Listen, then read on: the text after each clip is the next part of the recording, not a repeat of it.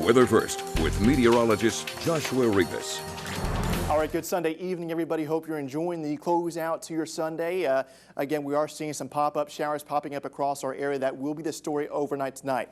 It's going to be cloudy, and don't be surprised if you hear the rain on your roof and maybe even some breeze out there picking up as we go in the overnight hours. Not going to be an overnight, all-night rain event. It's going to be more Monday on that terms. But again, don't be surprised to see a few pop-up showers. The atmosphere is so moist now that we could just see pop-up showers anytime, and it could produce some quick-moving heavy downpours. Now, we do have Colin as of this evening. It's now a tropical storm, and again, it doesn't matter whether it's a tropical storm or not. Again, all it really does is bring the winds about 5, maybe 10 miles per hour compared to 35 miles per hour for a tropical depression. In terms of threats, it remains the same. Rainfall, flooding, both coastal and inland, and that tornado risk across our area, and certainly some gusty winds and rough seas. But again, over land, it's going to be more that tornado risk and that inland flooding. Again, the center of circulation is displaced well away from the convection on the western side, right about in here.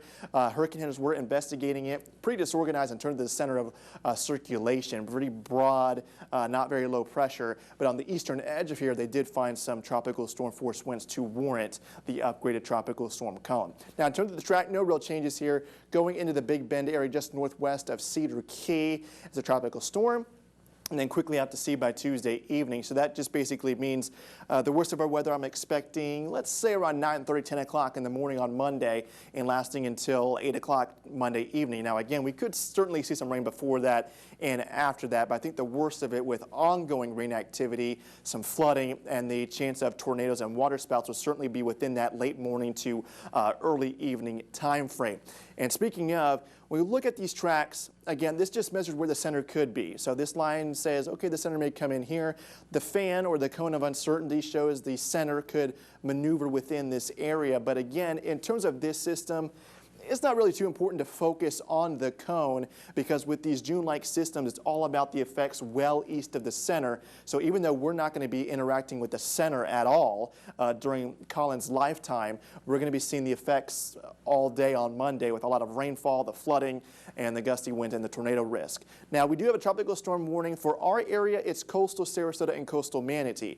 Up toward Tampa Bay, we're talking about Pinellas, inland Hillsborough, inland Pasco. There's an inland tropical storm warning in effect there. But the tropical storm warning is technically in effect from Englewood up towards Indian Pass, Florida. Tropical storm watch out for Flagler Beach, Florida, up towards Altahama Sound in Georgia. Likely will become a warning on Monday morning as Colin begins to approach the northern parts of Florida. So again, Tampa Bay area, same risks apply. We're seeing a lot of rainfall there.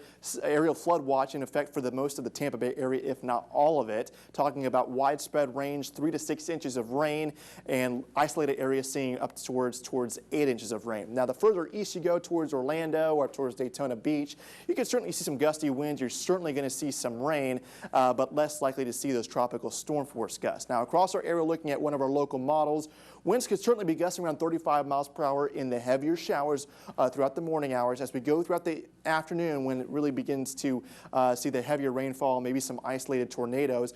I don't disagree with this. I mean, towards the beaches, St. Pete Beach, Tierra Verde towards the Skyway, Clearwater Beach could certainly see gusts upwards to 50 miles per hour. If that's the case, the Skyway would be closed as we go towards rush hour tomorrow evening. But otherwise, stays the same. We're going to see the wind gusts coming up and down, but within the heavier rain bands, that's when the winds could get to the tropical storm force over towards the coastal areas. Less likely to see tropical storm conditions over the inland areas. Certainly a lot of rain and certainly gusty at times. In terms of the setup, no real changes here. High shear towards our west keeps the western half of Colin pretty much very disorganized, and the eastern half, all the moisture over our state for Monday. 7-day forecast really quick. We're looking at rain chances. Pretty certain it's going to rain for tomorrow. Most of us, or really all of us, will see rain. It'll turn breezy on Tuesday, a little bit less wind, a little bit less in terms of the rain chance, but still decent. Temperatures come back up. We'll see a little bit more sunshine, and rain chances, pretty typical though for this time of year, around 30 to 40%.